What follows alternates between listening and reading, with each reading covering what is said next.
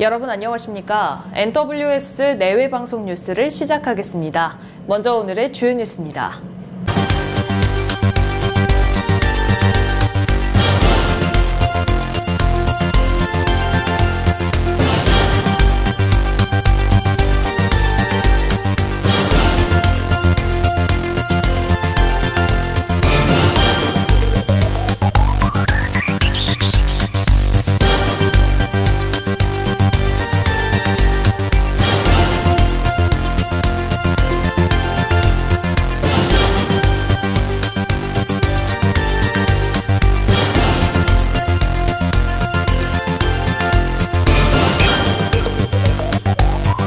더불어민주당 이해찬 대표는 사법행정권 남용 의혹의 최종 책임자로 지목된 양승태 전 대법원장에 대해 재판 독립을 훼손한 반헌법적 행위는 처벌받아야 한다고 밝혔습니다. 이 대표는 어제 오전 국회에서 열린 최고위원회의에서 양 전 대법원장에 대한 영장 실질 심사가 이르면 내일 아니면 모레 열린다며 양 전 대법원장의 책임을 반드시 물어 국가기강을 바로잡아야 한다고 말했습니다. 이어 양 전 대법원장은 대법관이던 2011년 용산 참사에 책임이 있는 수뇌부의 혐의에 면죄부를 준 사람이라며 조사위원회를 재구성하고 활동기한을 연장해서라도 용산 참사의 진실을 밝혀야 한다고 덧붙였습니다. 김관영 바른미래당 원내대표는 더불어민주당은 1월 임시국회 소집에 응하고 의사결정 협의에 임하라고 촉구했습니다. 김 원내대표는 오늘 최고위원회의에서 야4당이 소집한 임시국회에 민주당이 묵묵부답하면서 민의의 전당인 국회를 식물국회로 만들고 여당의 당리당략을 구현하는 장소로 만들고 있다면서 이같이 밝혔습니다.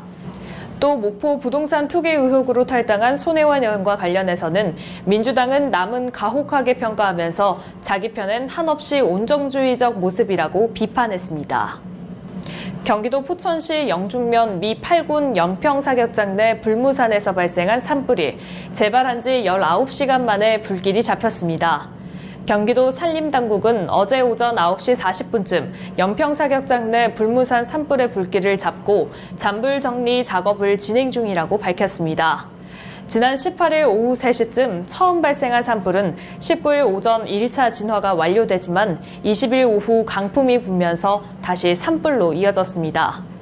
산불이 사격장 밖 연중면 성동리와 영북면 야미리까지 내려오기도 했지만 다행히 주민 피해는 발생하지 않았습니다. 지난해 우리나라에서 매장이 아닌 화장으로 장례를 치르는 비율이 25년 전보다 4.4배 증가한 84.6%로 나타났습니다. 보건복지부에 따르면 지난해 화장 비율을 성별로 나누면 남성이 87.2%, 여성이 81.6%로 나타났고 연령별로는 20대가 97.7%로 가장 높았습니다. 시도별 화장률을 보면 부산이 93%로 가장 높았고 제주가 69.4%로 가장 낮았으며 기초단체에선 경북 울릉군이 98.6%로 나타나 전국에서 가장 높은 화장률을 보였습니다. 복지부는 국내 화장시설이 전국 59곳, 화장로는 350개지만 서울과 부산, 경기 등 일부 지역은 화장 수요에 비해 시설이 부족한 상태라고 설명했습니다.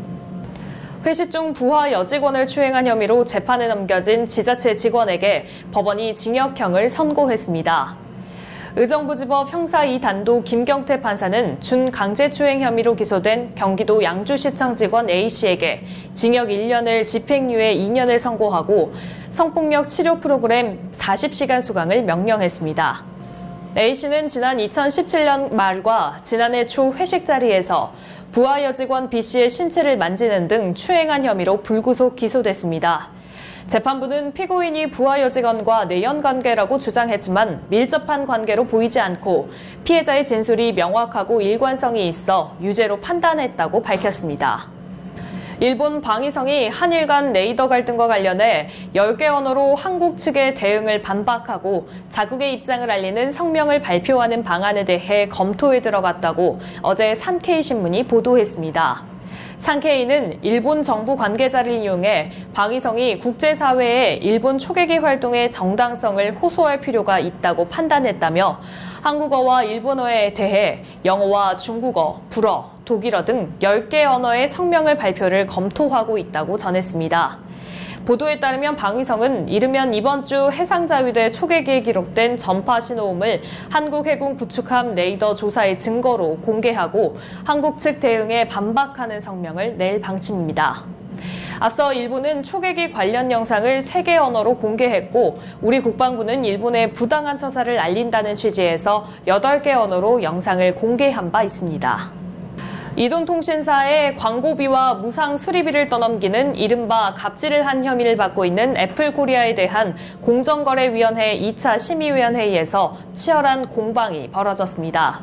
심사관 측은 광고기금은 통신사의 이윤을 착취하는 추가적인 수단에 불과하며 애플의 광고활동 관여 행위가 브랜딩 전략으로 정당화될 수 없다고 지적했습니다.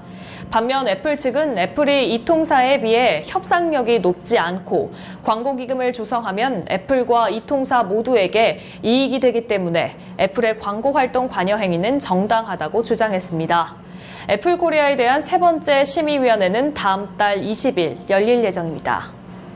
네, 최근 아이돌 그룹 방탄소년단의 인기의 끝이 어디인지 정말 가늠하기 어려운데요. 방탄소년단의 2번째 영화 Love Yourself in 서울이 예매율 1위에 오르며 큰 관심을 받고 있습니다. 월드 투어 이야기를 담은 전편에 이어 이번엔 서울 콘서트의 실황을 담았는데요. 국내 티켓은 예매 시작 20분 만에 매진됐고 독일과 프랑스를 비롯해 예매가 시작된 해외에서도 매진 행렬이 이어지고 있습니다. 메이저리그에서 뛰는 에릭 테임즈의 한국 예능 프로그램 출연이 미국에서도 화제를 모았습니다.